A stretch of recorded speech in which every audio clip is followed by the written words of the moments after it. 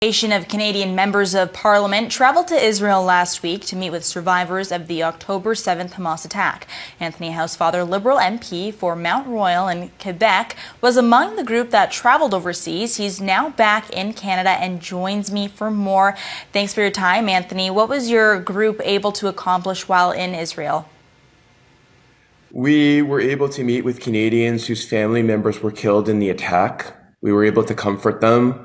We were able to do a vigil or memorial service for them.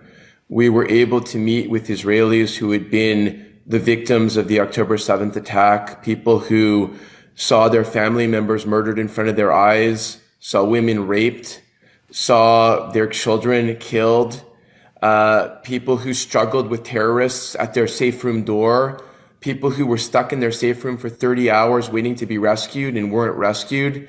What clearly we saw when we saw the buildings, we for example, saw buildings where people were burned alive inside, including Canadian Vivian Silver from Winnipeg, who was a peace activist who lived in a kibbutz in the south, who spent her life trying to build rapprochement with the people of Gaza, and ended up being burned alive in her house. It was something that was deeply impactful, and it's something that I wanted to be able to convey directly back to people here in Canada, the pain that Israelis experienced on October 7th. And I think it explains much more about their mentality today, because Israel before October the 7th is not the same as Israel today. And you spoke to so many survivors, as you mentioned. What did they have to say about their experience, a general sense of their mood today? I think that what we would understand from them is that they feel that the state of Israel broke a contract with them, that Israel was established so there would no longer be pogroms, which were the type of attacks the Russian soldiers made against Jews in the late 19th century in Russia, where they would just murder an entire town and rape the women and kill the men and leave destruction in their wake. And yet, because of an intelligence failure and response failure, that happened in Israel. So Israelis now are united on the left, center, and right, that if they don't eradicate the terrorist organization Hamas, it can happen again. That if they don't finish off Hamas that fires missiles on Israel from the underground infrastructure that they built deep below Gaza, under civilian hospitals and schools and mosques and buildings, that Israelis will be again confronted with another attack where 1,300 or 1,400 more people will die. So they are now completely dedicated to getting rid of Hamas because they see it as a real threat constantly against Israel. I want to talk about just before your trip. Justin Trudeau and Benjamin Netanyahu exchanged barbs on Twitter. What do you think about how the Prime Minister handled that situation?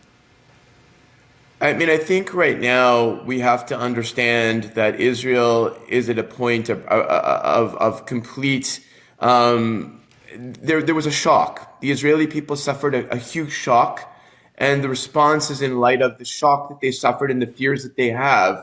And I think the time right now is to work with our Israeli ally to make sure that its response in Gaza allows for humanitarian aid into Gaza, allows for the civilians in Gaza to have a safe zone in the south, and tries to work to the freeing of all the hostages that are still in Gaza, and allows for all foreigners, which is now happening, to leave Gaza. I mean, I think that we want to show support to our ally Israel that suffered a humongous terrorist attack.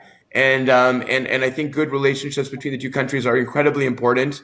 And as I said, I wouldn't have used either the words or the tone that were used in the day that led to that back and forth. You mentioned working together with Israeli allies. Your thoughts on how Canada has handled this conflict politically, regards to aid, providing more aid, things like that? I mean, I think we've said from the beginning that Israel has a right to defend itself, that we condemn Hamas's horrendous attack. We stood with Israel. Israel is our ally. We want to make sure that humanitarian aid gets into Gaza. We want to make sure foreigners leave Gaza, and we want all the hostages released unconditionally and immediately. And I think that is sort of what our position has been, which is consistent with our Western allies, the United States and the United Kingdom.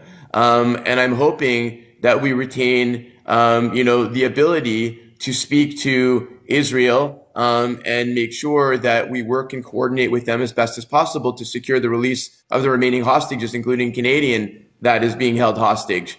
And again, what I'm most fearful of is how this attack has led to anti-Semitism and Islamophobia in Canada and around the world. Last night, Rachel Ben-Dayan, my colleague, and I spoke at a Jewish community organization with many Jewish community leaders, and a Molotov cocktail was left there after we posted about the event. Another school in my riding, which was a Jewish school, had graffiti on it. Schools have been shot at. A synagogue was firebombed just in Montreal. So this is my primary concern right now, is what is happening here in Canada and how the events in the Middle East have created an upsurge in anti-Semitism in Canada that is something that is making the Jewish community across the country deeply fearful. Yeah, before we let you go, I want to ask more about that. Obviously, you've been really outspoken about the impacts being felt here. How can more constructive constructions be had about this conflict? How do we avoid things like this here in Canada? I think the main thing is for all of us to understand we're going to have deep feelings about what's happening in the Middle East based on how we were educated, how we were brought up, our understanding of the issue. But most Canadians don't have that deep historical understanding. It's not something that we should be reflexively responding to without understanding the long history of the region, which is very complicated. But the simplistic thing that I would say is a terrorist group entered Israel and killed 1,400 people. That's pretty easy to understand. And that is the way that we should start from looking at this conflict that's there right now. But the most important thing, again, to me is regardless of how we feel about what's going on in the Middle East, Canadians are not responsible for this. Jewish Canadians are not responsible for the actions of Israel. Arab and Palestinian and Muslim Canadians are not responsible for the actions of Hamas or other Arab countries. And we have to stop letting this conflict ferment hate here in Canada. A good reminder there. Liberal MP Anthony Housefather with details from his trip last week to Israel. Thanks for this. Thanks for having me.